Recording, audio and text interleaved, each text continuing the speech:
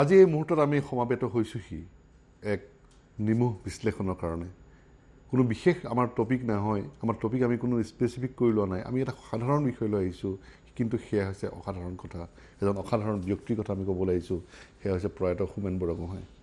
তেখেতৰ সান্নিধ্যত কেইবাগৰাকী ব্যক্তি আছিলে যাক যিসকলে তেওঁক অতি ওচৰৰ পৰা আৰু অতি মৰমেৰে পাইছিলে আৰু খুব ঘনিষ্ঠ আছিলে আৰু সেইসকল ব্যক্তি আমাৰ মৰ্যাদাত উপস্থিত হৈছে সেয়া হৈছে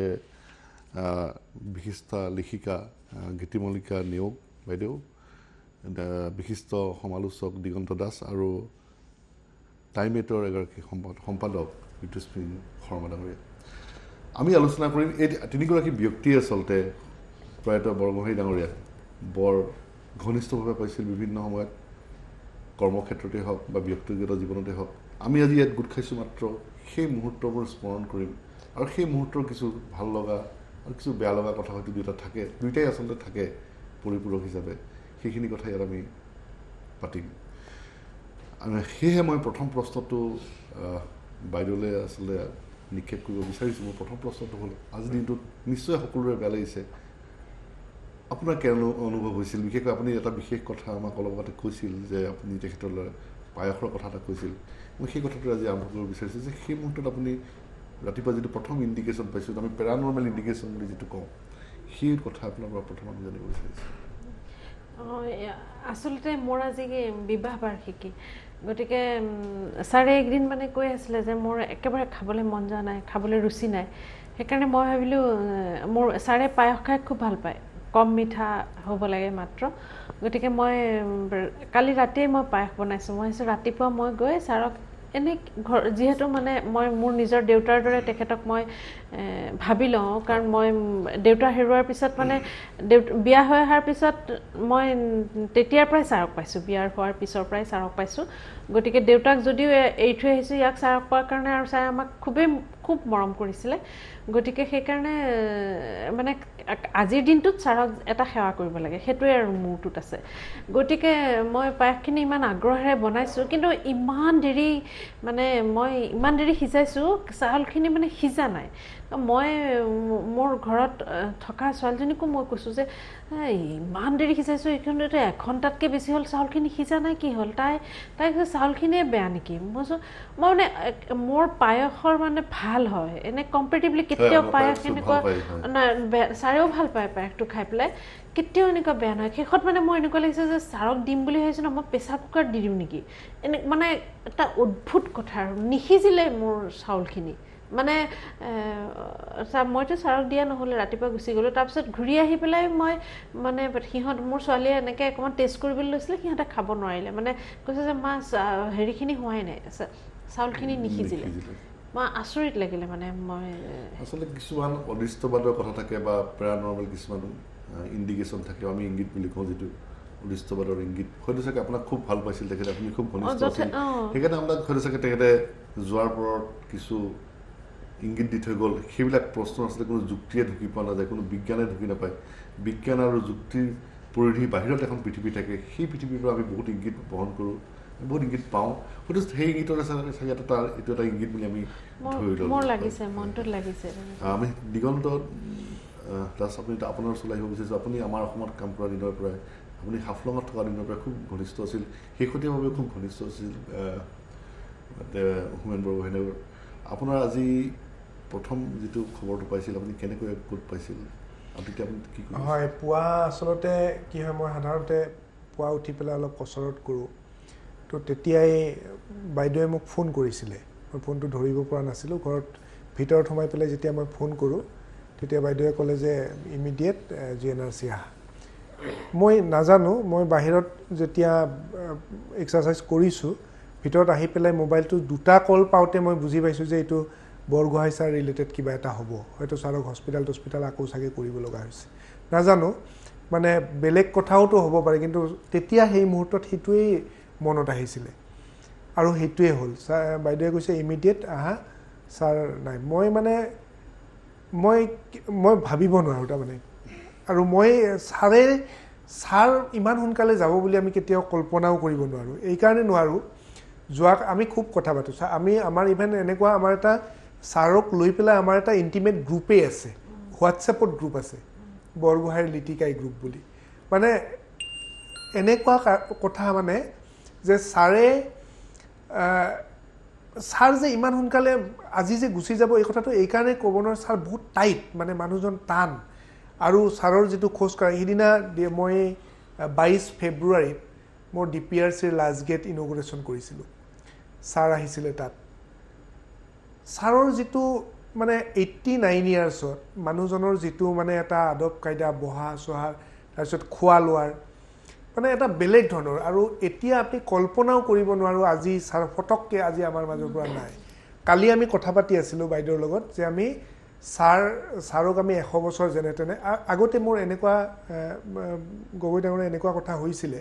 ছাৰক মই কেতিয়াবা এনেই ছাৰক জোকায়ো ভাল লাগে, আমি মানে খুব আমেজ লওঁ সেইটো এটা ছাৰক জোকাই পেলাই। কাৰণ ছাৰক জোকোৱাৰ মানে ছাৰ এনেই বহুত মানুহে ভাবে যে ছাৰ খিংখিঙীয়া, ছাৰে খঙাল, এনেকুৱা নহয়। ছাৰ মস্ত দয়ালু মানুহ এজন, কিন্তু তেওঁ এটা আৱৰণ লৈ থাকে,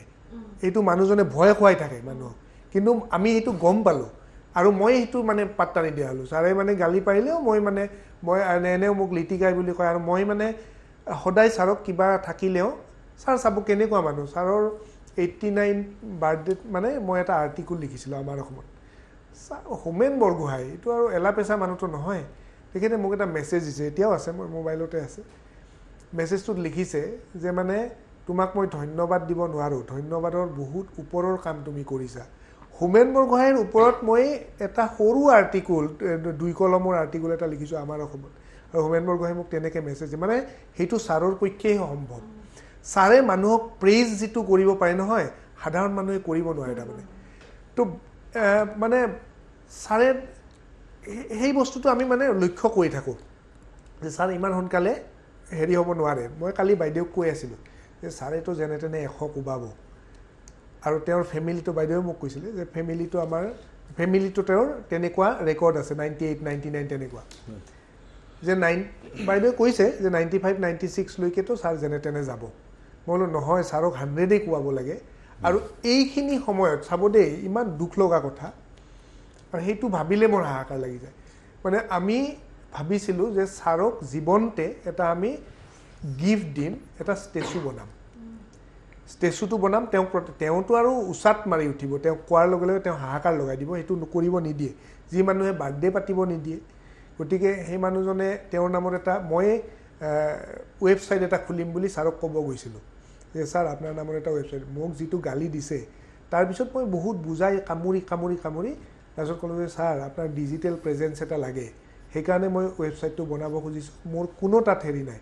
তাৰপিছত তেওঁ বুজি পালে, মই তেওঁক চব বুজালোঁ যে কি হ'ব পাৰে। তো www.homenborgohai.com মই হেৰিটো বনাইছিলোঁ, আৰু সেইটো এতিয়াও কাম চলি আছে। আমি ফটোবিলাক আমি এতিয়া মানে মই ভাবিছোঁ অন্ততঃ 3-4 মাহৰ ভিতৰত এইটো ষ্ট্ৰীমলাইন কৰি দিম। ষ্টেচুটো বনাব তেওঁ নিদিলে হয়, কিন্তু কালি আমি ঠিক কৰিছোঁ যে আমি এখন কমিটি ধুনীয়াকৈ বনাই মেলি পেলাই, যিহেতু চিফ মিনিষ্টাৰ হিমন্ত বিশ্ব শৰ্মা আহি গ'ল, অন্ততঃ তেখেতৰ লগত বহুত ভাল, গতিকে তেখেতে অন্ততঃ অমান্য নকৰিব, আৰু হোমেন বৰগোহাঁইকনো কোনেনো অমান্য কৰিব।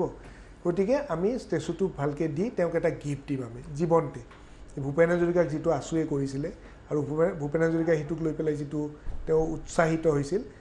আমি ভাবিছিলোঁ যে ছাৰো চাগে উৎসাহিত হ'ব, কিন্তু ইমান তৎক্ষণাত মানুহ এটা হঠাৎ, মানে যোৱাকালি আবেলি মই কথা পাতিছিলোঁ, তেতিয়া মোৰ লগা নাই যে মই ভাবিছোঁ ছাৰে চাগে খোৱা নাই, সেইকাৰণে চাগে অলপমান দুৰ্বল হৈছে। কিন্তু ৰাতিপুৱা আজি যিটো খবৰ পালোঁ, মই মানে এতিয়াও মোৰ লাগে,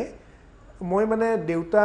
ঢুকোৱাৰ আগতেও, দেউতা ঢুকোৱাৰ পিছতো মানে মোৰ কাৰণেতো ছেকেণ্ড, কাৰণ মোৰ কোনো আগপিছ নাই। মোক কোনো মানে এটা ভাল উপদেশ দিয়াৰ কাৰণে, ধৰক লগ বন্ধুখিনি যে আছে সেইটো বেলেগ কথা, কিন্তু এটা একদম কংক্ৰিট উপদেশ এটা দিয়াৰ কাৰণে খালী বৰগোহাঁই ছাৰ আছিলে। মই বহুত এনেকুৱা মোৰ তাত এক্সাম্পল আছে যে মই এইটো কৰিম নেকি ছাৰ, এইটো কৰিলে ভাল হ'ব নেকি, আৰু ছাৰে যিটো কয় সেইটো কৰি পেলাই মই তাত হেৰি পাইছোঁ। আৰু ছাৰটো কেতিয়াও বেয়া কথা নকয়ে বাৰু, তেওঁতো ইনস্পায়াৰ কৰে। তেওঁ মানে মোৰতো লগ ধৰাৰ, চাব দেই মানুহৰ কেনেকুৱা মানে কি, তেওঁক যেতিয়া লগ পাইছিলোঁ তেতিয়া মোক ঘৰৰ পৰা উলিয়াই পঠাইছিলে ফাৰ্ষ্ট ডে। সেই কথাটো ইমান ধুনীয়াকৈ তেওঁ মানে চনে সৈতে কৈছে কথা বাৰ্তা অনুষ্ঠানত, যে মানে প্ৰথমতে যিজন মানুহক মই উলিয়াই পঠাইছিলোঁ সেইজনে মোৰ জীৱনত ইমান ঘনিষ্ঠতম সংস্পৰ্শলৈ আহিল যে মুষ্টিমীয় যিখিনি সাংবাদিক মোৰ লগত আহিলে মোৰ সংস্পৰ্শত তাৰে তুমি প্ৰথম হাৰিত আছা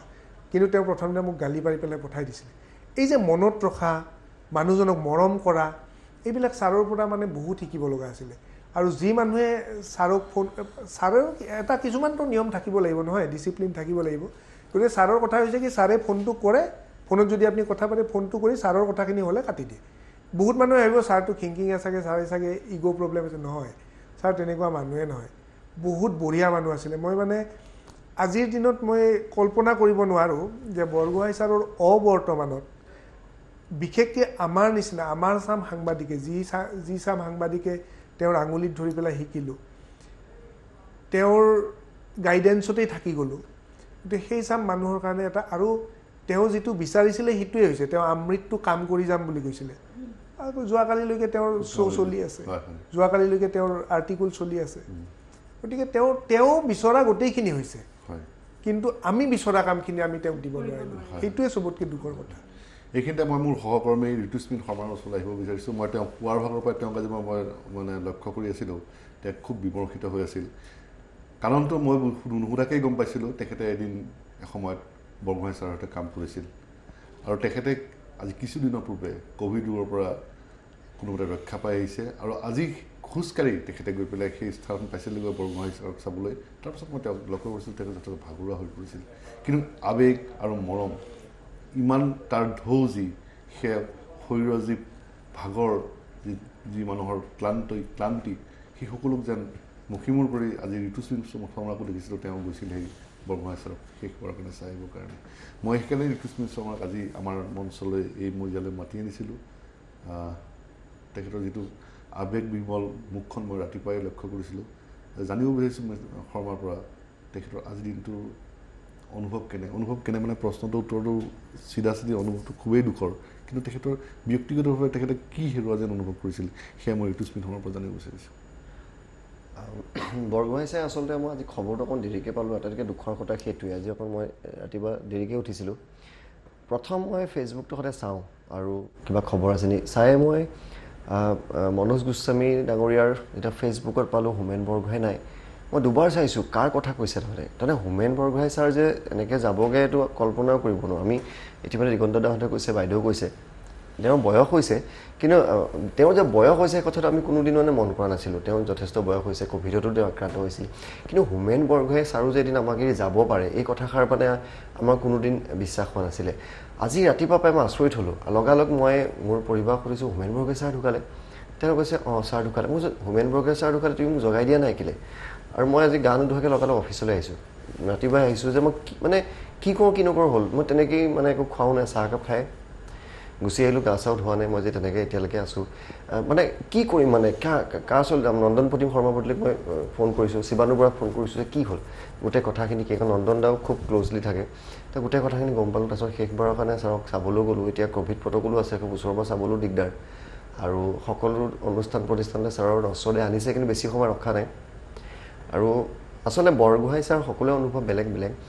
মই ভাবোঁ যে বৰগোহাঁই ছাৰ আচলতে আমাৰ বাবে খুব জৰুৰী আছিলে কাৰণ আজিৰ তাৰিখত মোৰ দৃষ্টিত সকলোৰে দৃষ্টি বেলেগ হ'ব পাৰে বৰগোহাঁই ছাৰে একমাত্ৰ অসমৰ এনেকুৱা এগৰাকী হয়তো অভিভাৱক হ'ব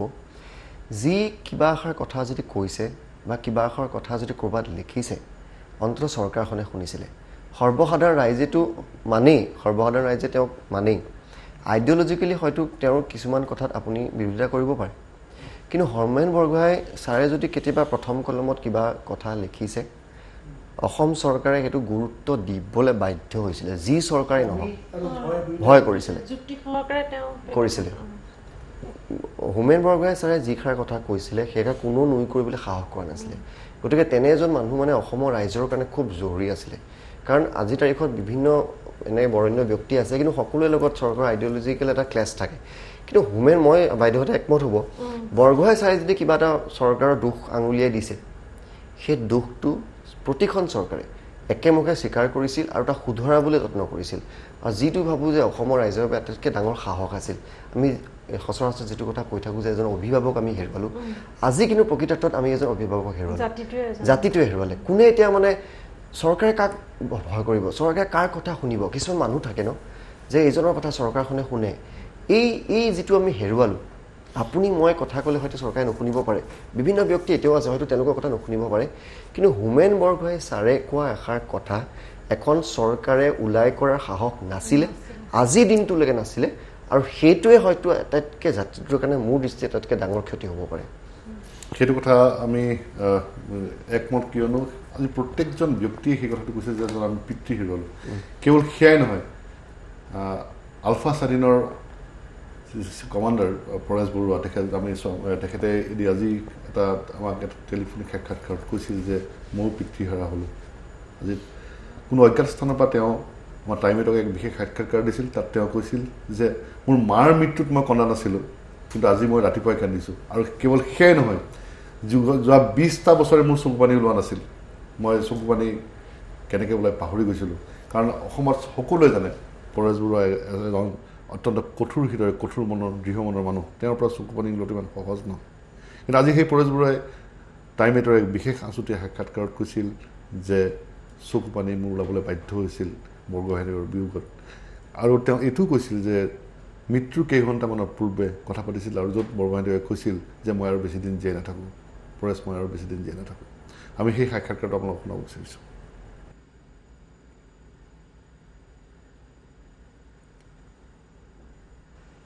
আজি মই যেতিয়া একেবাৰে পুৱা 7:30 বজাত মই প্ৰথম কৰিছোঁ প্ৰথম মই পাইছোঁ খবৰটো 7:30 বজাত আৰু 7:30 বজাত পোৱাৰ পিছত লগত 7:45 মই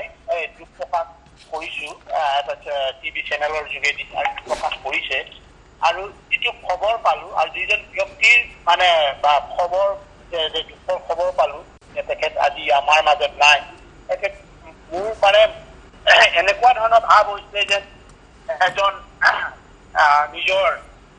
দেউতাৰ সমতুল্য এজন ব্যক্তি হেৰুৱাইছোঁ আৰু এজন যে আমাৰ অসমৰ মাজৰ পৰা যে এজন বৰেণ্য ব্যক্তি চিৰকালৰ কাৰণে হেৰাই গৈছে আৰু যে তেখেতৰ সমপৰ্যায়ৰ এনেকুৱা গুণী জ্ঞানী সাহিত্যিক বুদ্ধিজীৱী কথাশিল্পী এনেকুৱা মানে প্ৰগাঢ় ব্যক্তি পুনৰ জন্ম হ'ব না নহয় মোৰ এটা সন্দেহ হৈ গৈছে আৰু এই শোকত মই অৱশ্যে মৰ্মাহত হৈছোঁ আৰু কথাটো শুনাৰ পিছতেই ধৰক মোৰ কণ্টেক্ট পিছতে মোৰ মানে চকু পানী মই প্ৰথম 20 বছৰ পিছত এইবাৰে প্ৰথম কান্দিছোঁ তেখেতৰ মৃত্যু মোৰ জীৱনত 20 বছৰৰ পিছত আৰু কথা চবচে মোৰ লাগিল যোৱা 20টা বছৰৰ উপৰিও যোৱা 2010ৰ পৰা ৰেৱতীৰ ককাইদেউৰ লগত তেখেতৰতো নিবিড় সম্বন্ধ তেওঁলোক আজি মোৰ লগতো নিবিড় সম্বন্ধ প্ৰতিটো বিহু হওক বা যিকোনো পৰ্ব হওক মই তেখেতক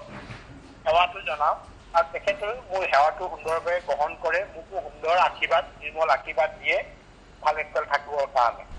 তাৰপিছতে তেখেতে মোৰ ওচৰলৈ আহিবৰ কাৰণে কেইবাবাৰো চেষ্টা কৰিছে তেখেতে কৈছিলে যে তোমাৰ লগত গৈ তোমাৰ আত্মজীৱনী ময়ে লিখিম আৰু তুমি সেইটো দিব লাগিব আৰু এইকাৰণে ৰেৱতী ককাইদেউ লগত যিহেতু নেকি খুব মধুৰ মোৰ লগতো খুব একেবাৰে ভাল হৈ গ'ল ভাল একেবাৰে সুন্দৰ যিধৰণে আমাৰ ফিলিয়ালিটিটো যিবিলাক প্ৰিন্সিপল ডাঙৰে যেনেকৈ সৰু মৰম কৰি কয় খুব ভদ্ৰ নম্ৰ মিঠা প্ৰিয়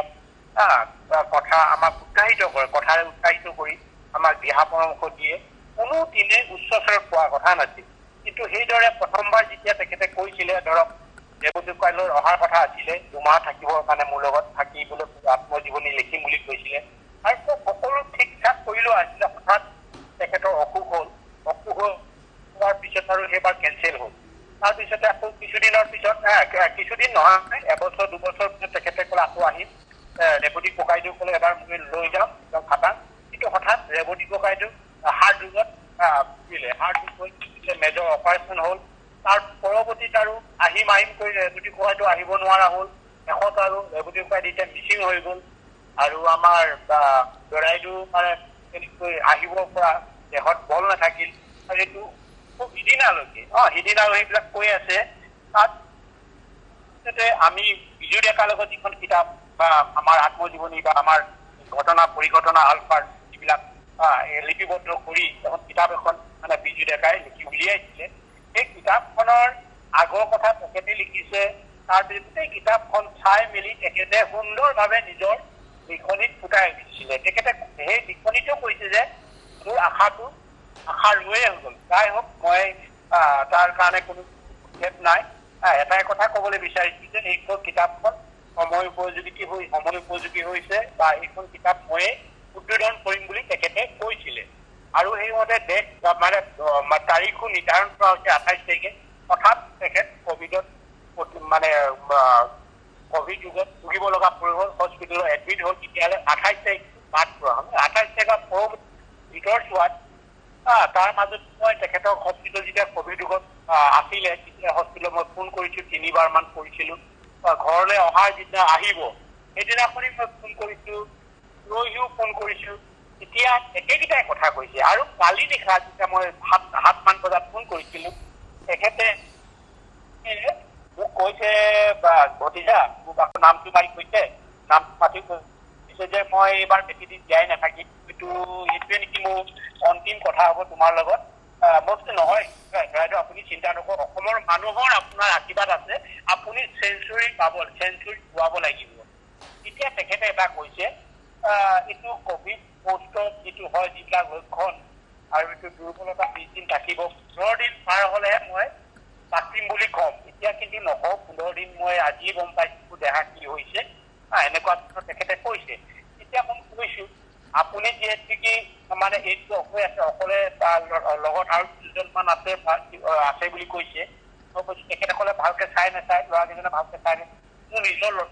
নিজৰ সন্তানতকৈ মোক ভাল ধৰণে শুশ্ৰূষা কৰি আছে এতিয়া মই কৈছোঁ যে কোনো এজনক আপোনাৰ ৰুমত ৰাখি লওক মানে হয়তো আপুনি কথা কৰিব যাওঁতে দুৰ্বল হৈ আছে হয়তো কেনেবাকৈ অসুবিধা হ'ব পাৰে ৰাখি লওক এতিয়া কৈছে মই ইমান মোক কৈছে ফৰেষ্ট মই ইমান তললৈ নাযাওঁ ইমান ল'ৰাকো ইমান শুশ্ৰূষা কৰিছে আৰু মই ইমান মোক লেটিনলৈকে মই তেনেকৈ নিয়াম মই সেইটো নকৰোঁ তুমি বেয়া নাপাবা মই তোমাক ধন্যবাদ দিছোঁ কিন্তু ইহঁতে মোৰ ল'ৰা ছোৱালী বা ল'ৰাহঁতকো মোক খুব ভাল ধৰণে শুশ্ৰূষা কৰিছে হয়তো মই দুৰ্বল মই নাথাকিবও পাৰোঁ আৰু ইমানখিনি মই নকৰাওঁ বুলি কৈছে মই কৈছোঁ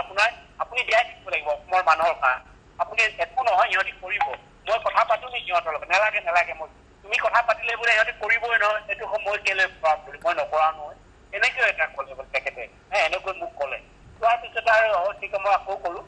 আপুনি ভাল আমিও দিনে নিশে আপোনাৰ শুভকামনা মানে আপোনাৰ কাৰণে ভাল হ'বৰ কাৰণে আমি নেদেখা দিনৰ ওচৰত প্ৰাৰ্থনা কৰি আছোঁ ক'লোঁ তেখেতে ক'লে আৰু এটা থাকি গ'ল কিতাপখনো লিখিব নোৱাৰিলোঁ উদ্বোধন কৰিব নোৱাৰিলোঁ আৰু এনেকৈ কৈ আৰু কৈছোঁ আজি আৰু আমনি নকৰোঁ আপোনাক আৰাম কৰক মই তেতিয়া প্ৰায় 7:15 মই তেখেতৰ লগত আৰু কথা পতা নাই সেইটোৱে মোৰ কালি নিশা কালি সন্ধিয়া লাষ্ট কথা পাতিছোঁ আৰু তেতিয়াই কৈছে মই যাক নাথাকিম 15 দিনতে মই বাচিম নেবাচিম বুলি কৈছোঁ 15 দিনেহে কৈছোঁ সেই 15 দিনত মই নাথাকিবও পাৰোঁ মই নেবাচিম বুলি কৈছোঁ সেইটো কোৱাৰ পিছত আৰু মানে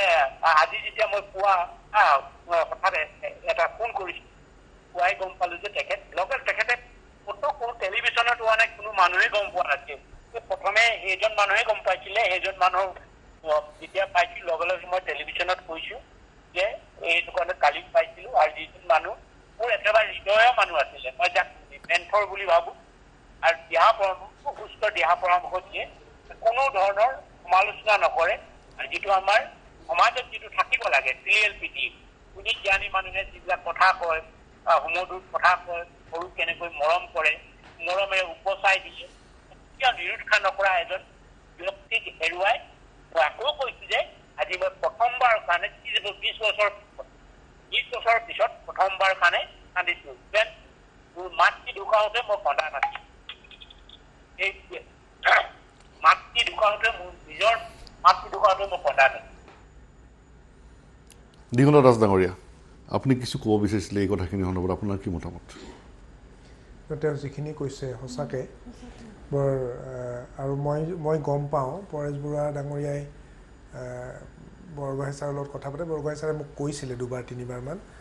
খালি তেওঁৰ লগত মানে সেইটোও কৈছিলে যে বহুত দীঘলীয়াকৈ কথা পাতে সেইকাৰণে কেতিয়াবা সময়টো চাব লাগে কিন্তু তেওঁক আকৌ ওলোটাকৈ কৰিবৰ কাৰণে নাপায় কাৰণে তেওঁৰ ফোনটো ধৰিবই লাগে সেই কথাটো কৈছিলে আজি তেওঁ যিখিনি কথা কৈছে সঁচা মানে বৰ মানে এই মুহূৰ্তত তেওঁ বৰ মানে লাগতিয়াল কথা এটাই কৈছে আৰু এটা কথা ঠিক যদি এতিয়া বহুতৰে দৃষ্টিভংগী বেলেগ হ'ব যে পৰেশ বৰুৱা সম্পৰ্কে সকলোৰে দৃষ্টিভংগী একে নহ'ব মোৰ দৃষ্টিভংগী বেলেগ হ'ব বা আপোনাৰ দৃষ্টিভংগী বেলেগ হ'ব কিন্তু পৰেশ বৰুৱাই যদি কৈছে যে বৰগোহাঁই ছাৰে তেওঁক ভাল উপদেশ দিছে তেনেহ'লেতো কিমান ডাঙৰ কথা এটা কৈছে যে উপদেশটোতো তেওঁৰ মানে বৰগোহাঁই ছাৰৰ উপদেশটোতো আৰু অথলে যোৱা উপদেশ নহয় গতিকে এইটো এটা ডাঙৰ কথা আৰু প্লাছ তেওঁ এটা সেইটো কথা ঠিকেই কৈছে যে ল'ৰা সেইটো কথা আমাকো কয় যে যি দুজন ল'ৰা তেওঁৰ ঘৰত থাকে নিজৰ ল'ৰাতকৈও মানে তেওঁক বেছি মানে হেৰি কৰে যে আৰু ছাৰ মানে সেই বস্তুতে মই আপোনাক ক'ব খুজিছোঁ প্ৰণৱদা ছাৰে তাৰমানে কি হয় ধৰক হস্পিটেলতে মই কিবা দিব বিচাৰিছোঁ বা বাইদেৱে কিবা দিব বিচাৰিছোঁ বেয়া পায় ছাৰে মানে নিজকে মানে ইনচাল্ট কৰা এটা ফিল এটা আৰু মানে এটা দুখী দুখী ভাৱ এটা আহে যে ইহঁতে মোৰ কাৰণে কিয় কষ্ট কৰিব লগা আছে প্ৰথম দিনা তেওঁ মই মাজতে কৈছোঁ প্ৰথম দিনা মানে ছাৰ যিদিনা হস্পিটেললৈ গৈছিলে সেইদিনা মানে আমি হঠাতে দুপৰীয়াতে গ'ল নহয় মই গম পাইছোঁ দুপৰীয়াতে তেওঁ হস্পিটেললৈ লৈ গৈছে এতিয়া সেইদিনা ছাৰে ভাত খালে বুট কৰোঁ ভাত খাই গৈছে নেকি নুসুধিলোৱে ছাৰ মানে ছাৰো একচুৱেলি হস্পিটেললৈ যদিও ছাৰ গৈছে ছাৰৰ পজিটিভ ওলালে ছাৰ হস্পিটেললৈ যাওঁ এম্বুলেঞ্চ আহিছে মই গাড়ীত উঠিছোঁ এনেকৈ কৈছে মই কিন্তু লাষ্ট পইণ্টত ছাৰ গাড়ীত উঠিবৰ সময়ত মই ফোন কৰিছোঁ সদায় মানে এনেকৈ ক'ৰবাত জাৰ্ণি এটা কৰিব লাগিলে ছাৰে লাষ্ট পইণ্টত কল এটা কৰে মোক সুধি দিয়ে মানে মোক সুধি দিয়াচোন সুধি দিয়া পটাপট সুধি দিয়া মই কি বস্তু ল'ব লাগিছিল কি বস্তু ল'ব লগা নাই ইমান মই পটাপট ছাৰ হেৰি আপোনাৰ এচেঞ্চিয়েল বস্তুখিনি লৈছে নে ঔষধখিনি সেইদিনা মানে মই গাড়ীত উঠিব সময়ত ছাৰ আপুনি ঔষধখিনি মই জানো নহয় মোৰ ঔষধখিনি থাকি গৈছে ঔষধখিনি তেওঁ থাকি গৈছিলে তাৰপিছত তেওঁ ক'লে ৰ'বা মোৰ ঔষধখিনি মই লৈ লওঁ ঔষধখিনি লৈ পেলাই আকৌ কৈছে মোক আৰু সোধাচোন মোৰ আৰু কি থাকি গ'ল তাৰপিছতে মই ছাৰ আপুনি এনেকৈ আপোনাৰ যিখিনি লাগতিয়াল ব্ৰাছ চাছ এনেকৈ এইখিনি লৈছেনে বোলে এইখিনি মই লৈছোঁ তাৰপিছতে ছাৰ মানে যদিও তেওঁ 89 years হৈছে তথাপিতো মানে ছাৰ এনেকুৱা যে ছাৰে এটা মাইল্ড মইশ্চাৰাইজাৰ তেওঁ ইউজ কৰে মানে চব বস্তুৱে তেনেকুৱা যে আচৰিত পাব যে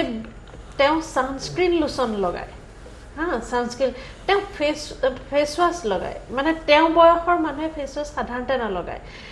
তেওঁ মানে লগায় গতিকে তেওঁ শেষ হৈ গ'লে আকৌ মোক ক'ব দে মোৰ এনেকৈ ফেচ ৱাছটো শেষ হৈছে তুমি ডক্টৰক মোৰ চিনাকি ডক্টৰ অৰুণা দেৱী বুলি প্ৰাগ প্লাজাত বহে তেওঁৰে মানে স্কিনৰ তেওঁ ছাৰৰ স্কিনটো বিৰাট চেঞ্চিটিভ মানে গাড়ীত যদি ক'ৰবাৰ ছাৰ দীঘলীয়াকৈ যায় ছাৰ যিফালে বহে গালখন মানে আহি পেলাই ছাৰৰ মানে গালখনৰ এটা ছাইডত মানে যিফালে ৰ'দৰ ফালে বহে সেইটো ছাইডত মানে ক'লা স্পট পৰি যায় যিহেতু ছাৰে কথা বতৰা প্ৰগ্ৰেমটো কৰে গতিকে ছাৰৰ অসুবিধা হয় গতিকে তাৰ পৰা তাৰ থাকোঁতে কেতিয়াবা মোক তুমি অৰুণা দেৱীক ফোন কৰি পেলাই মোক কৈ থবা যে মোক গৈ পেলাই ঔষধটো সলাব লাগিব নহ'লে মানে এনেকুৱা তাৰপিছতে কেতিয়াবা এনেকুৱা হয় যে ছাৰ ফটো দি দিয়ে হোৱাটছএপত ফটো দিব মোক আকৌ মই ডক্টৰৰ লগত কথা পাতি পেলাই আকৌ মানে এনেকৈ ছাৰ আহি পোৱালে মেডিচিন ৰেডি এনেকুৱা গতিকে সেই ছানস্ক্ৰীণ ছাৰ ইউজ কৰে তাৰপিছত তেনেকৈ মানে ছাৰ ফূৰ্তিতে মানে যিদিনাখন হস্পিটেলৰ এম্বুলেঞ্চত গৈছে GMCত কল্পনাও কৰা নাই যে ছাৰৰ সেইটো যাত্ৰাৰ শেষ যাত্ৰা হ'ব ভালকেই গৈছে সেইদিনা একো খোৱা চোৱাৰ কথা নক'লোঁ পিছদিনাখন ৰাতিপুৱা যে কি খাব ছাৰ এনেকৈ আজি ৰাতিপুৱা কি বোলে কালি ৰাতি মোৰ খোৱাটো ইমান ভাল নহ'লে মই খাব নোৱাৰিলোঁ হস্পিটেলৰ খানা তাৰমানে একচুৱেলি হস্পিটেলত এনেকুৱা হয় যে নিৰ্দিষ্ট এটা টাইমত খানাটো দি দিয়ে আৰু ছাৰে সেইটো টাইমত নাখায় ঠিক আছে আমি দিম আমি ভাগ কৰি ল'লোঁ মই ছাৰৰ ভাগিন আছে অনমিত্ৰ গগৈ আৰু ছাৰৰ থকা ল'ৰাকেইটা ছাৰৰ ল'ৰা দুটাও তেনেকৈ মিলাই মেলি মই এদিন দুপৰীয়া দিলোঁ মই বাকীখিনি ক'ল যে মই সদায় ব্ৰেকফাষ্ট দিম তেতিয়াহ'লে দুপৰীয়া এজনে দিব আবেলি এনেকৈ আমি মিলাই মেলি পেলাই খোৱাবোৰ দি আছিলোঁ কিন্তু ছাৰে মানে তেতিয়া এদিন দিলেই মানে পিছদিনাখন আকৌ তুমি আজি দিব নালাগে একদম জোৰ জবৰদস্তি দিওঁ আৰু তেতিয়া মানে কয় যে ওলাই পেলাই মই তোমাৰ ধাৰ মাৰিব লাগিব এনেকুৱা ধৰণৰ কথা মানে বিৰাট মানে তেওঁ দুখী ভাৱ এটা আহে সেয়াই আৰু ঋতুস্মিন শৰ্মা ডাঙৰীয়া আপুনিয়ে কৈছিলে এই মুহূৰ্তত যে অভিভাৱকহীন হ'ল আৰু আজি সুদূৰ কোনো অচিন জেগাৰ পৰা পৰেশ বৰুৱাই একেটাই কথা ক'লে সেই ধৰণৰ আপোনাৰ এটা মন্তব্য আমি জানিব বিচাৰিছোঁ এই ক্ষেত্ৰত আপুনি কি ভাবিছে পৰেশ বৰাৰ কথাটোত আচলতে অসমখনে সঁচাকৈ পিতৃহীন হ'ল নেকি সেইটোতো হয়েই আৰু মানে হোমেন বৰগোহাঁই কেনেকুৱা ধৰণৰ আমাৰ নিচিনা আমিতো ইমান বয়সৰ ল'ৰা নহয় কিন্তু আমি ক্লাছ 6 নে 7তে আমাৰ ৰেপিড ৰিডাৰ আছিলে কিতাপ পঢ়াৰ আনন্দ ল'বলৈ তেতিয়াই হোমেন বৰগোহাঁয়ে কৈছিল আৰু তেতিয়াৰ পৰা মানুহজনৰ প্ৰতি মোৰ এটা খুব মানে হেৰি আছিলে যে মানুহজনক লগ পোৱাৰ এটা হেঁপাহ তাৰপৰা 2006 চনমান হ'ব মই তেতিয়া আছাম ট্ৰিবিউন গোষ্ঠীৰ পৰা আহি পেলাই আমাৰ অসম কাকতৰ মই সাংবাদিক হিচাপে যোগদান কৰিছিলোঁ তেতিয়া মই যেতিয়া 2006 চন মানে হ'ব 2006 চনত যেতিয়া আমাৰ অসমত আছিলোঁ মই তেতিয়া হোমেন বৰগোহাঁই ছাৰ পুনৰ আমাৰ অসমত যোগদান কৰিছে তেওঁ ওলাই গৈছিলে সাতখৰীৰ পৰা আহি তেওঁ আকৌ হোমেন বৰগোহাঁই যোগদান কৰিছিলে প্ৰথম কথা হোমেন বৰগোহাঁই মই ডিব্ৰুগড়ৰ সাংবাদিক আছিলোঁ বিশেষ সংবাদদাতা আমাৰ অসমৰ হোমেন বৰগোহাঁই ছাৰৰ যিদিনা নামটো পুনৰ গ'ল সম্পাদক হিচাপে তাৰ পিছদিনাৰ পৰাই ডিব্ৰুগড়ত আমাৰ অসমৰ চাৰ্কুলেশ্যন অত্যাধিক ধৰণে বাঢ়ি গৈছিলে সেইটো আমি সাংবাদিকবিলাকে সদায় এটা খবৰ ৰাখোঁ যে পেপাৰৰ চাৰ্কুলেশ্যন এই নামটো হোমেন বৰগোহাঁই ছাৰৰ এই নামটো কাকতখনৰ পিছফালে যেতিয়া গ'ল তাৰ পিছদিনাৰ পৰাই ইমান ধৰণৰ চাৰ্কুলেশ্যন কাকত এখনৰ বাঢ়িব পাৰে সেইটো মানে কল্পনা কৰিব নোৱাৰা আৰু দ্বিতীয় আজিৰ পৰা সেই 2000 প্ৰায় 15 বছৰ আগতে মই হোমেন বৰগোহাঁই ছাৰক তেতিয়ালৈকে লগ পোৱা নাই কিন্তু মোৰ সম্পাদক নিয়মানুবৰ্তিতা সময় কি মানে সেই বস্তুটো বৰগোহাঁই ছাৰৰ পৰা মানে শিকিব যিখিনিয়ে পাইছে আপোনালোকেতো ভালকেই জানে সময়টো কি মানে এনেকুৱা মোৰ লগত নিজে ব্যক্তিগতভাৱে এনেকুৱা উদাহৰণ আছে ক'ব নেকি বৰগোহাঁই ছাৰ ডিব্ৰুগড় আমোলাপট্টি এজন বিশেষ ব্যক্তি আছে তেওঁলোকৰ ঘৰত প্ৰায় থাকে হয় নিৰ্মল চাহেলাৰ ঘৰতো থাকে আৰু এজন আমোলাপট্টিত এজন সেই ব্যক্তি আছে মই অকণমান নামটো পাহৰিছোঁ কাৰণে ল'ব খোজা নাই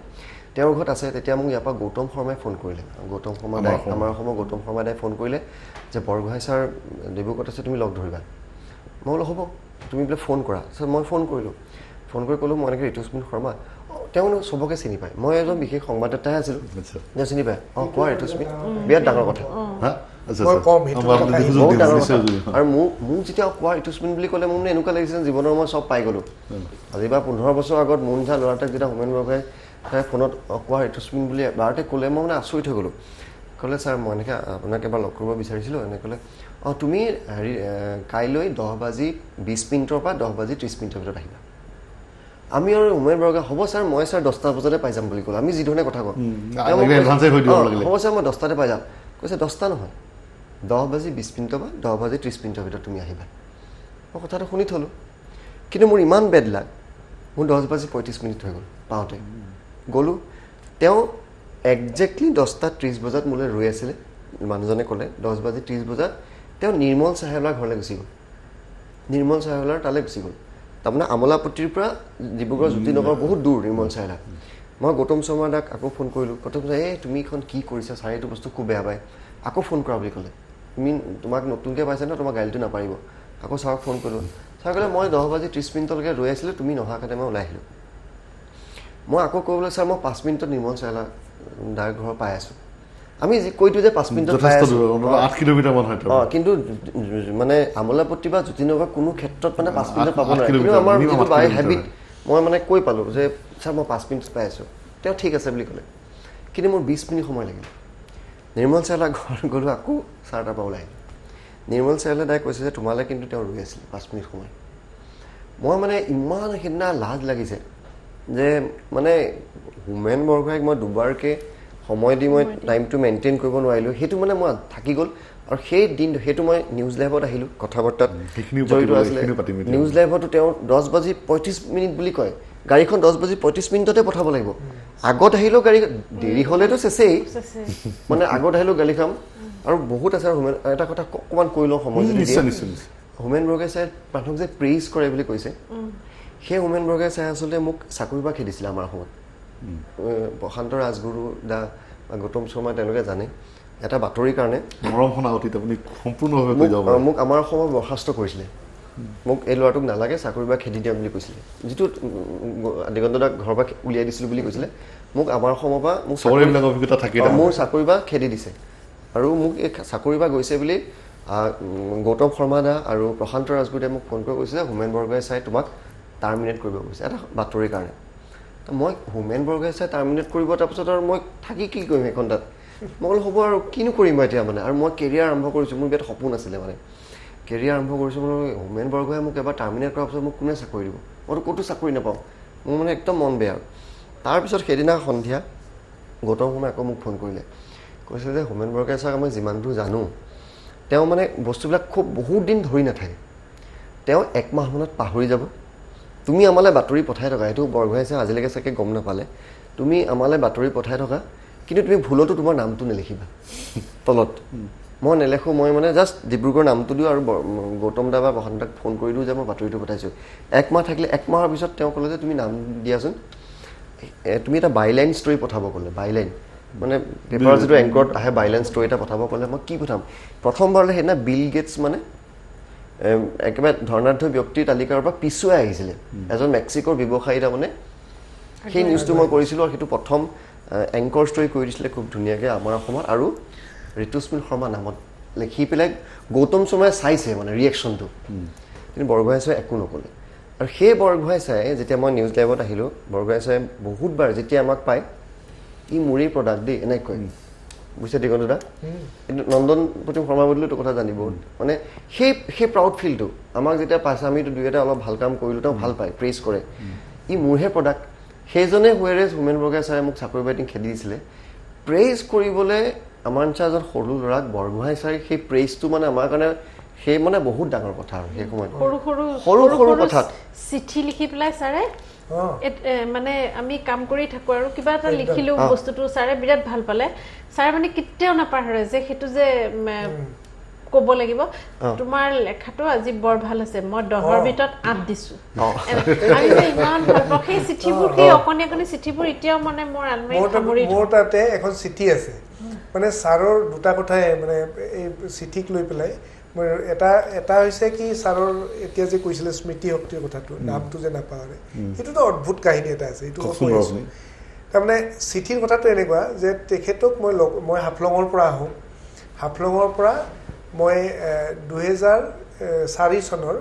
8 ডিচেম্বৰত তেওঁক মই লগ পাব লাগে তো তেখেতক লগ পাবৰ কাৰণে মই গুচি আহিলোঁ কিন্তু তেখেত তেতিয়াতো আৰু ফোন চোন নাই হেৰিত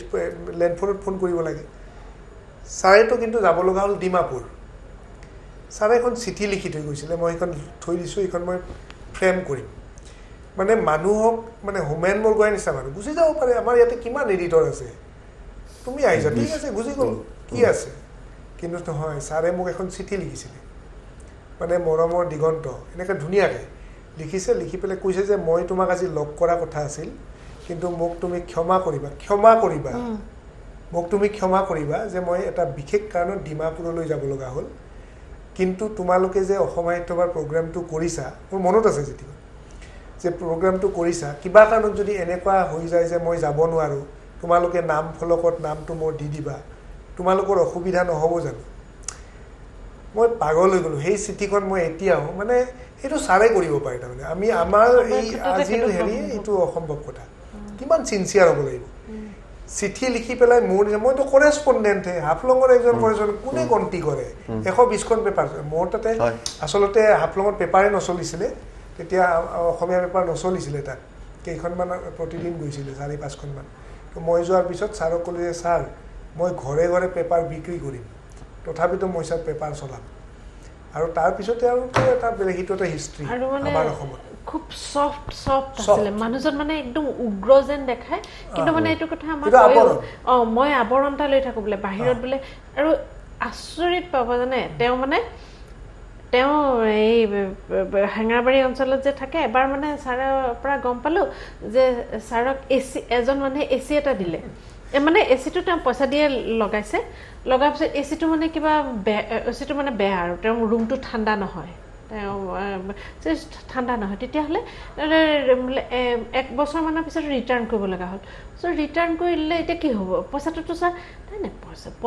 পইচাটোতো মোক আমাক মানে মই মানে ছাৰ পইচাটো যে এইটো এনেই যাব সেইটো ক'ত ৰিটাৰ্ণ কৰিলে ছাৰ সেইটো আমি যাম নহয় ছাৰ মই মানে ওপৰতে পৰোঁ আৰু ছাৰ এইটো পইচাটো হেৰি কৰিব লাগিব নহয় নাই তুমি সেইটো পইচা কথা হেৰি কৰিব নালাগে পইচা কথা মই সেইটো হ'ব সিহঁতে সিওতো নাজানে সিটো বনোৱা নাই তেওঁ মানে মোক সেইটোহে যুক্তি দিছে যে তেওঁতো বনোৱা নাই মই আকৌ এটা এচি কিনি ল'ম তেনেকুৱা আনকি আপুনি এবাৰ মানে এনেকুৱা আছে যে পেপাৰ পেপাৰকে যে কাগজ বিক্ৰী কৰি থাকে তেনেকুৱা এজন মানুহে ছাৰৰ মানুহ ওচৰলৈ গ'ল আৰু ছাৰক ক'লে মই ছাৰ আপোনাৰ কিতাপ পঢ়োঁ এনেকৈ হয় নেকি তুমি কিতাপ পঢ়া তাৰপিছত আৰু এনেকৈ পুৰণা পেপাৰবোৰ ছাৰৰ পৰা বিক্ৰী কৰি লৈ যোৱাৰ পিছত কিনি মেলি পেলাই নিলে নহয় ইয়াৰ পিছত সি তাৰ লগত আৰু ছাৰৰ ক্ল'জহে হৈ গ'ল সেই মানুহজনে ছাৰৰ পৰা পইচা ধাৰলৈ লৈ পেলাই তাৰপিছত আৰু মানুহজন নাই ছাৰেতো মোক আৰু প্ৰথমতে বিৰাট মানে কৈ থাকে মোৰ সেই পেপাৰলাটো মোৰ লগত ভাল আজিকালি এনেকৈ মই বোলো ছাৰ আপোনাক দিব মইতো কৈছোঁ ছাৰ আপোনাক সি কোনোবা দিনাখন আপোনাক পিন্ধিব তেওঁ তেনেকৈ ছাৰে মই তোমাক কোৱাহে নাই মই লাজতে সি মোৰ পৰা ধাৰলৈ নি পেলাই সি আৰু অহা নাই নহয় তেনেকুৱা ধৰণৰ মানে সহজ সৰল কথাটো কৈ থওঁ সেইটো মানে পাহৰি যাব মানে সেইটো মনত মানে মানুহেও শুনিব লাগে যে কিমান স্মৃতি শক্তি মানুহৰ থাকিব পাৰে ছাৰৰ মানে বাইদেউৰ ছোৱালীৰ নামে মই পাহৰি যাওঁ সদায় লগ পোৱা টাইপ আপোনাৰ ছোৱালীৰ নামে মই পাহৰি গৈছোঁ স্বাভাৱিক কিন্তু আশ্চৰ্যজনক কথা বৰগোহাঁই ছাৰ হাফলং গৈছিলে মই বৰগোহাঁই ছাৰক হাফলং দিছিলোঁ দিয়াৰ পিছত নিৰুপমা হাগজেৰৰ ঘৰত আমি ব্ৰেকফাষ্ট কৰিছিলোঁ নিৰুপমা হাগজেৰৰ দুজনী নাতি সৰু নিৰুপমা হাগজেৰটো গমেই পাইছে আগৰ MLA বিপি হাগজেৰৰ মাক আৰু অসমৰ প্ৰথমজন শিক্ষামন্ত্ৰীৰ মিছেছ নিৰুপমা বিশিষ্ট লেখিকা তো নিৰুপমা হাগজেৰৰ ঘৰত তেওঁ নিৰুপমা হাগজেৰৰ নাতিনীৰ নাম দুটা সুধি গুচি আহিল নাম দুটা সুধিলে সিহঁতক মৰম চৰম কৰিলে আমি ব্ৰেকফাষ্ট কৰি গুচি আহিলোঁ 3 মাহমান পিছত মই হাফলঙৰ পৰা বৰগোহাঁই ছাৰৰ ঘৰত আহিলোঁ বৰগোহাঁই ছাৰে মোক গাহৰি বনাই খুৱাব ছাৰে কৈছে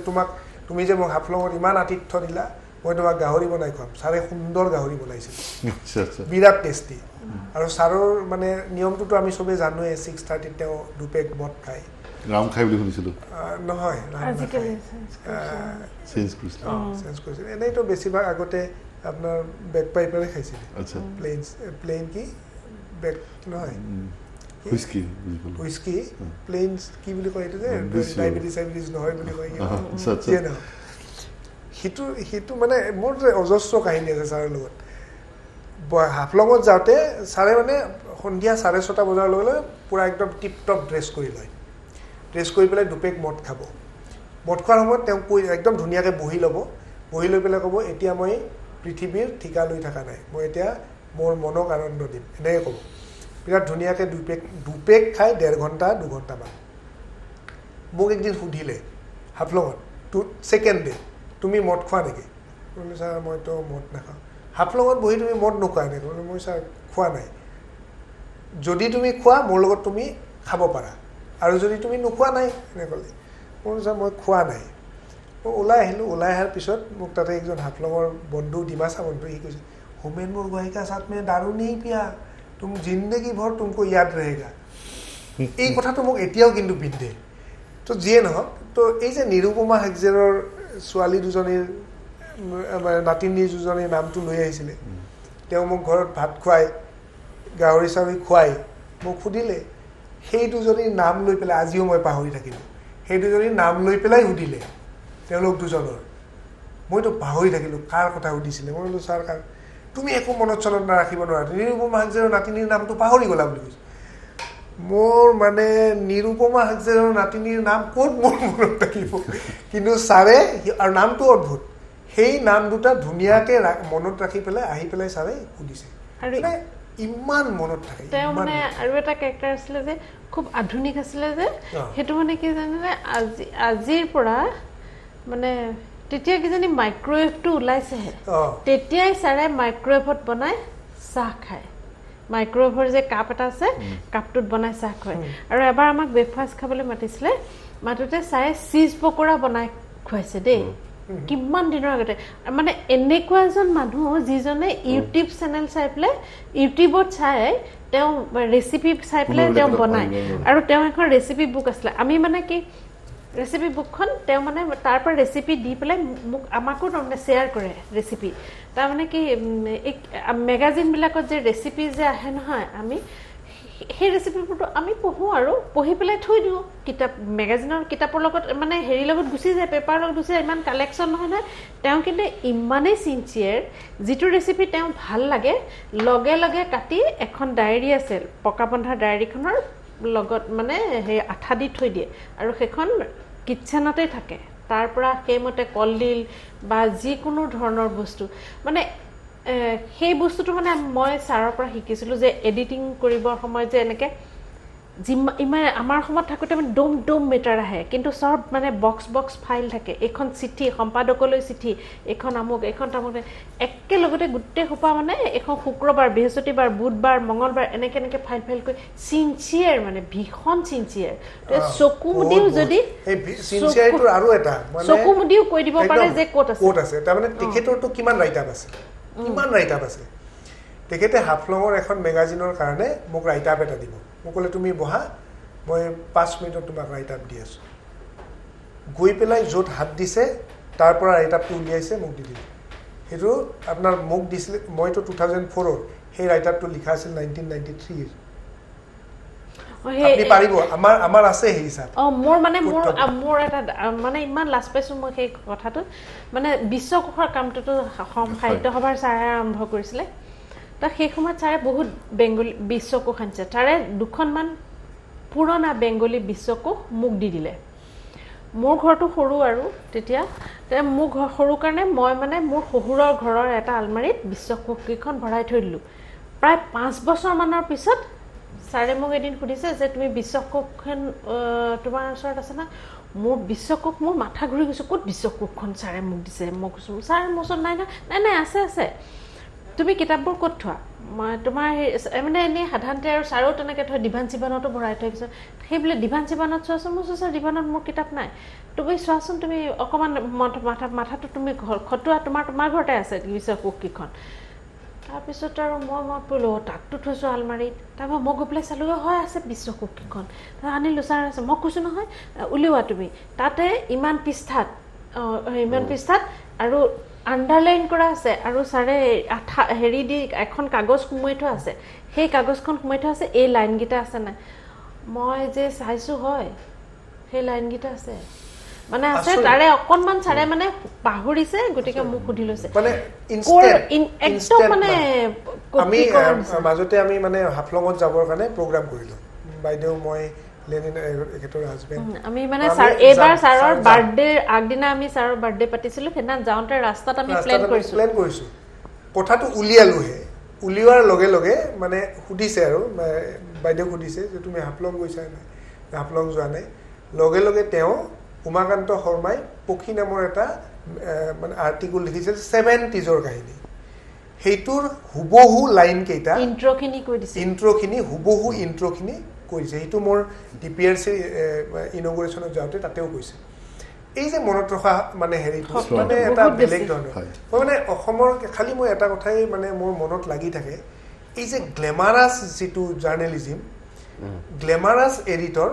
বৰগোহাঁই ছাৰৰ নিচিনা কিন্তু গ্লেমাৰাছ এডিটৰ আৰু কেতিয়াও নাপায় আৰু মৃত্যু মানে মই তেখেতৰ মৃত্যু বুলি যিটো এটা প্ৰবন্ধ আছিলে সেই প্ৰবন্ধটোৰ লাইন দুটা আপোনাক পঢ়ি দিছোঁ তেতিয়া আপুনি গম পাব যে মানুহে জীৱনটোৰ সম্পৰীক্ষা এক্সপেৰিমেণ্ট কেনেকৈ কৰে তাৰমানে চাবলৈ লাইন কেইটামান লিখি থৈ গৈছে সেইকেইটা পঢ়ি দিছোঁ মানুহৰ যেতিয়াই মৃত্যুৰ সময় হয় তেতিয়াই তেওঁক ৰুচিসন্মতভাৱে মৰিবলৈ দিব লাগে মোৰ নিজৰো যথেষ্ট বয়স হৈছে মৃত্যু খুব বেছি দূৰত নাই মই বহুত দিনৰ আগতে সংকল্প লৈ থৈছোঁ যে কৃত্ৰিমভাৱে মোক জীয়াই ৰাখিবলৈ মই কোনো চিকিৎসকক অনুমতি নিদিম মোৰ পুত্ৰ দুজনে যেন এই কথা মনত ৰাখে মই এজন অতি সামান্য মানুহ কিন্তু মোৰ অন্তিম সংস্কাৰ হ'ব লাগিব অসামান্য মানুহ এলবাৰ্ট আইনষ্টাইনৰ নিচিনাকৈ জীৱনৰ অনিবাৰ্য পৰিণতি হ'ল মৃত্যুক কোনেও জয় কৰিব নোৱাৰে মৃত্যুক সুন্দৰভাৱে গ্ৰহণ কৰিব পৰাটোৱে হ'ল জীৱনত শেষৰ বাৰৰ কাৰণে কৰিব পৰা আটাইতকৈ সুন্দৰ কাম মানে মানুহৰ জীৱনৰ যে এক্সপেৰিমেণ্ট আমি নোৱাৰিম না মানে আমাৰ এইটো কাম নহয় মৃত্যুক লৈ পেলাই আপুনি এক্সপেৰিমেণ্ট কৰিব পাৰিব নেকি মই আপোনাক অন্য এটা বিষয়গত কথাবিলাক লুকাই থাকি যায় সেই বিষয়টো আচলতে আজি আপোনালোক যিটো ঘনিষ্ঠ সেই প্ৰশ্নটো আনিছোঁ এই আজিৰ তাৰিখত এই প্ৰশ্নটো কিমান সমীচীন হ'ব মই নাজানো তথাপিতো আপোনালোকে আজি আনিছোঁ তেখেতৰ ব্যক্তিগত সাংসাৰিক জীৱন এইলৈ কিন্তু কোনোদিনে ক'তো তেওঁ আত্মসন্মান বুলি যিখন তেখেতৰ গ্ৰন্থ আছিলে তাত ক'ৰবাত দুই এটা লাইন তেওঁ টাচ কৰি গৈছে আপোনালোকে এইটো বস্তু কি দেখিছিল মই আমাৰ সামৰণি ফালে আহিছোঁ আচলতে মোক যদি সুধে চাওক এতিয়া বাইদেউৰ লগত তেখেতৰ মোৰ লগত মই বহুত কথা পাতিছিলোঁ এইটো তেতিয়াও ছাৰে সেই কথাটো নকয় কিন্তু তথাপিতো এটা কথাই মই যিমান দূৰ জানিলোঁ তেওঁৰ লগত কথা পাতি পেলাই বা তেওঁ কোৱাটো যে তেওঁলোকে মানে ডিৰেক্টলি কাগজে কলমেটো ডিভোৰ্চ হোৱা নাই তেওঁলোকে বুজাবুজিৰ চুক্তি যিটো হয় এইটো যে বাইদেউ বেলেগকৈ থাকিব তেওঁ বেলেগকৈ থাকিব কাৰণ দুয়োটাই মানে কথাটো এনেকুৱা যে দুয়োটা ক্ষেত্ৰতেই মানে এটা সুকীয়া সুকীয়া মানুহ পৰিচয় আছে সুকীয়া সুকীয়া মানুহ নিজৰ চিন্তাধাৰাটো বেলেগ তো বাইদেউ বেলেগকৈ থাকিলে তেওঁ বেলেগকৈ থাকিলে এতিয়া তাক লৈ বিভিন্নজনে বিভিন্ন কথা ক'ব কিন্তু ছাৰৰ কথাও ছাৰে কেতিয়াও কৈ পোৱা নাই বাইদেউ যদিও দুই এঠাইত কৈছে আৰু ছাৰে নকয় সেইটোৱে চবতকৈ ডাঙৰ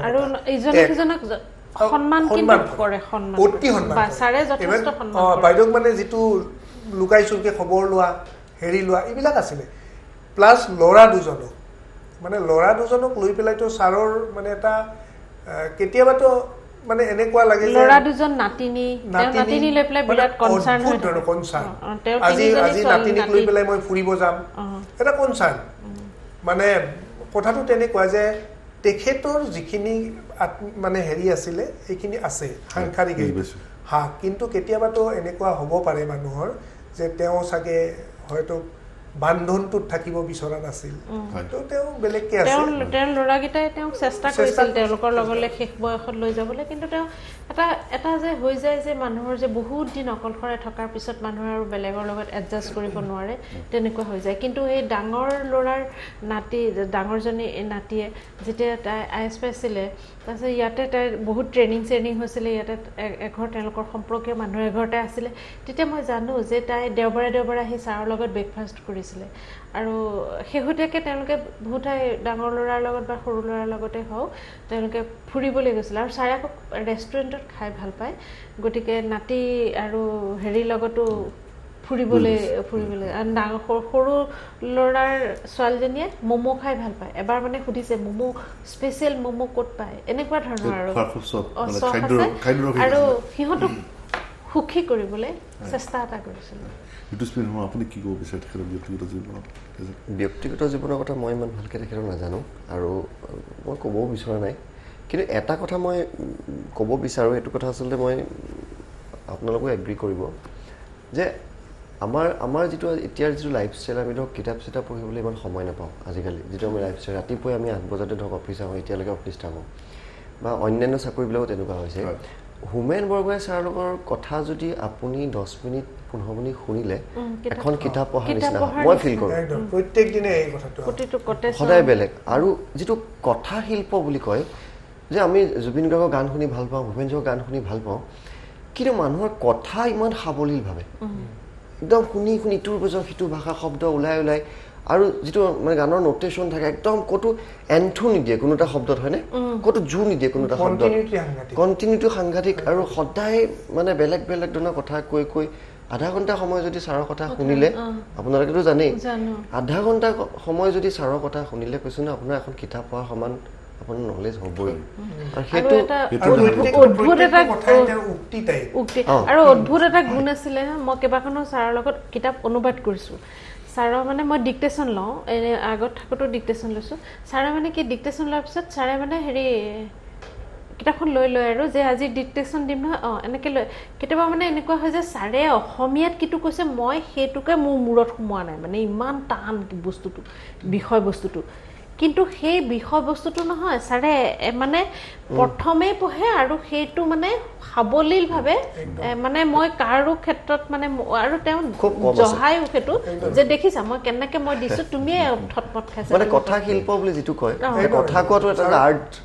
আৰু মানে স্পীচ আপুনি শুনিছে চাগে ছাৰে এটা লয়ত গোটেই স্পীচটো মানে আৰু এইবাৰ DPSC ইনগ্ৰেশ্যনত যাওঁতে মোক কৈছে যে দিগন্ত মই খুব বেছি আজি কথা নকম মোৰ আজি মাতটো বেয়া হৈ আছে মই 4 মিনিট কথা পাতিম আৰু 4 মিনিট 2 সেকেন্ডৰ কথা হে মানে না তেওঁক চাই পেলাই কৈছে নে কি আৰু গোটেই যিখিনি কথা কৈছে সেই কথাখিনি অদ্ভুত মানে আপুনি যেন কৰবাত লিখি থৈ দিছে তেওঁ এনেকুৱা এই বস্তুটো মানে সাংঘাতিক আৰু এটা কথা আমি ৰাইজৰ জ্ঞাততে ক'ব বিচাৰিছোঁ যে অসম আন্দোলন অসমৰ বিদেশী খেদা যিটো আন্দোলন আছিলে বিদেশী বহিষ্কাৰ কৰা আন্দোলনৰ যিটো আতিগুৰি যিটো অৰিজিন আছিলে য'ত বিদেশী আন্দোলনটো আৰম্ভ হৈছিলে সেই আৰম্ভৰ যিটো চিন্তা সেই চিন্তা কিন্তু হোমেন বৰগোহাঁই ডাঙৰীয়াৰ তেখেতৰ নীলাচল বাতৰি কাকততে হৈছিলে আৰু সেই গোটেই লিখনিবিলাক কৰি লিখি গৈছিল আমাৰ তেতিয়াৰ এজন বিপ্লৱী মনৰ চিন্তাধাৰাৰ ব্যক্তি বুলি ক'ব পাৰে যাক আমি সকলোৱে নিবাৰণ বৰাদেৱ বুলি জানিছিলোঁ তেখেতেই নীলাচলৰ বাতৰি কাকতত প্ৰথমবাৰ কাৰণে উল্লেখ কৰি গৈছিল যে অসমত অসমত এটা আন্দোলনৰ প্ৰয়োজন হৈছে অসমৰ পৰা বিদেশী বহিষ্কাৰ কৰা খুব প্ৰয়োজন হৈ পৰিছে নহ'লে এদিন অসমীয়া জাতিয়ে নিজৰ অস্তিত্ব হেৰুৱাই পেলাব এই কথাখিনি জানিবৰ কাৰণে আমি যোগাযোগ ইতিমধ্যে সংযোজিত হ'ব বিচাৰিছোঁ নেকিবুৰ জামান ডাঙৰীয়াৰ সৈতে তেখেত সেই সময়ত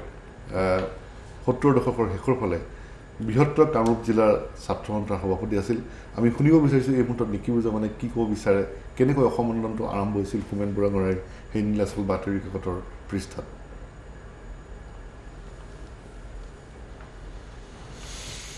আজি অসমৰ সংবাদ জগত বুলিয়েই নকওঁ সাহিত্য জগত বুলিয়েই নকওঁ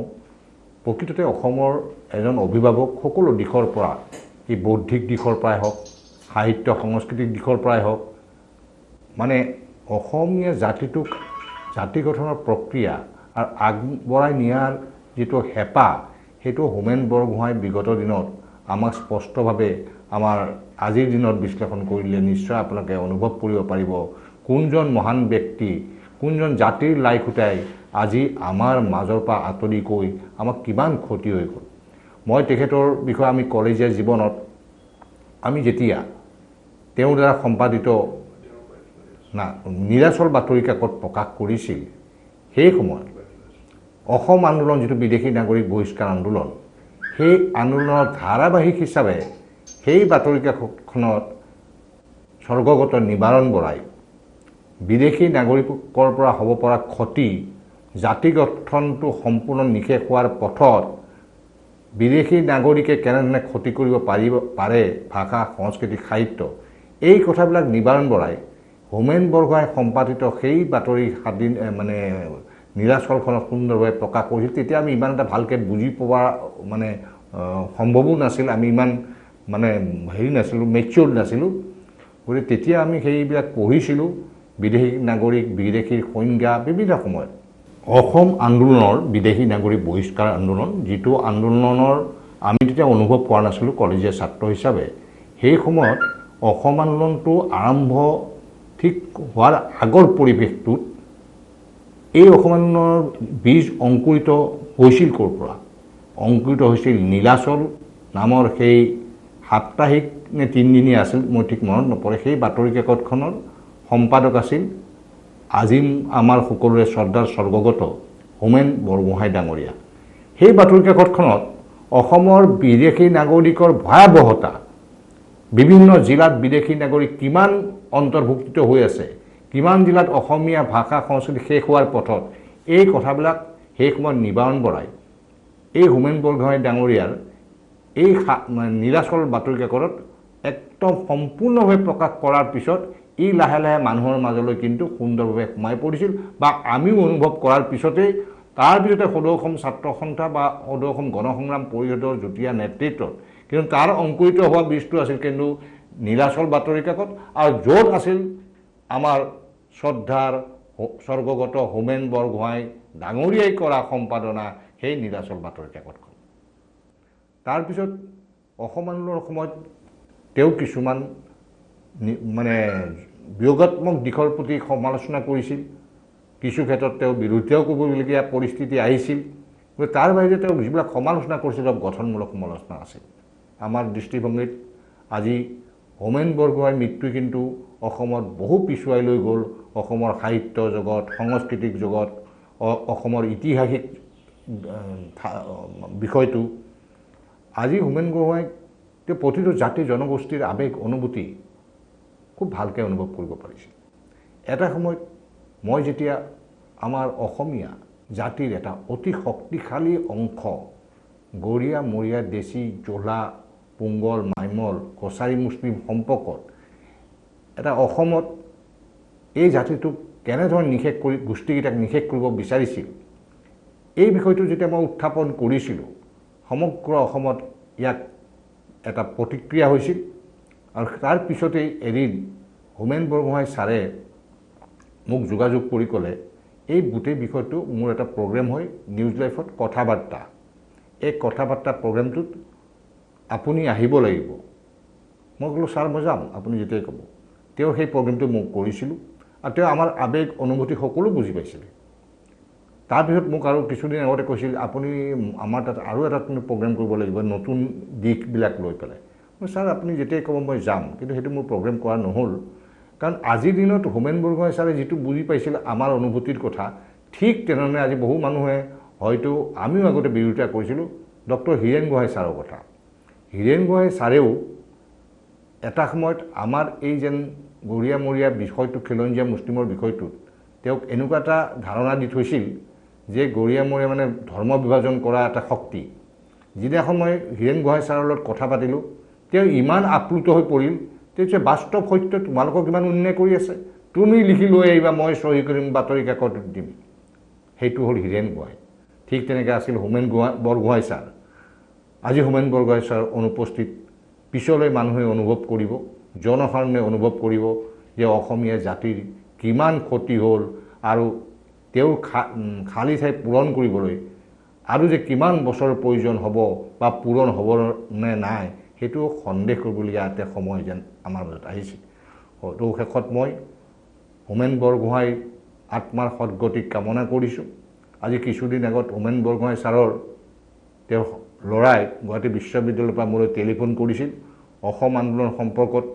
হোমেন বৰগোহাঁই ছাৰে হেনো তেওঁক কৈছিল যে কিছু তথ্য পাতি নেকিবোৰ জমানতত পাবি তই তাৰ পৰা সংগ্ৰহ কৰি ল'বি সেই সূত্ৰে মোক ফোন কৰিছিল আৰু তাৰপিছত মই তেওঁৰ লগত যোগাযোগ নহ'ল আৰু আজি ছাৰৰ মৃত্যুত মোৰ ব্যক্তিগতভাৱে যথেষ্ট আঘাতপ্ৰাপ্ত